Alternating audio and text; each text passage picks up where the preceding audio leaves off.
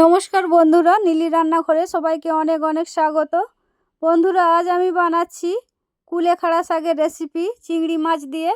আশা করি স্কিপ না করে আপনারা পুরো ভিডিওটি দেখবেন। এখানে আমি বেশ অনেকটাই কুলেখাড়া শাক নিয়েছি। দেখুন, পুরো টাটকা, হালি মগমগ করছে। দেখুন বন্ধুরা, কুলেখাড়া শাক আলু খুব ভালো করে কেটে ধুয়ে নিয়েছি। দেখুন, এখানে আমি চিংড়ি মাছ খুব ভালো করে বেছে ধুয়ে নিয়েছি। একটা কড়াইয়ের মধ্যে সরিষার তেল দিয়ে দিচ্ছি।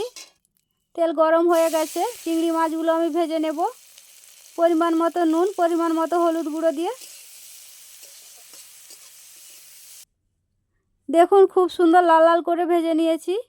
আবারও কড়াইয়ের মধ্যে সরিষার তেল দিয়ে দিচ্ছি, একটা তেজপাতা, 5 ফোড়ন পরিমাণ মতো,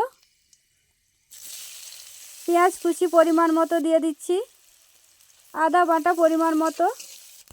খুব ভালো করে ভেজে নেব। এখানে আমি কুলেখাড়া শাক আলু দিয়ে দিচ্ছি। একই সাথে পরিমাণ মতো নুন। খুব ভালো করে কষিয়ে নেব। অল্প জল দিয়ে আমি 2 মিনিটের জন্য ঢেকে নেব। 2 মিনিট হয়ে গেছে, খুলে নেব। বন্ধুরা, এই রেসিপিতে আমি খুব বেশি মশলা দেব না। লঙ্কা ও জিরে বাটা, হলুদ গুঁড়ি পরিমাণ মতো, আর কিছুই দেব না। মশলা দিয়ে খুব ভালো করে আরও একবার কষিয়ে নেব। খুব ভালো করে কষিয়ে নিয়েছি। পরিমাণ মতো জল দিয়ে দিচ্ছি আমি।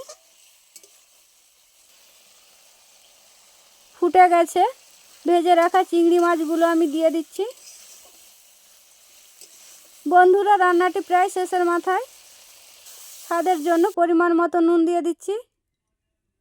বন্ধুরা, আজকের রেসিপি আপনাদের যদি ভালো লাগে অবশ্যই লাইক, কমেন্ট, শেয়ার করবেন এবং আমার পাশে থাকবেন।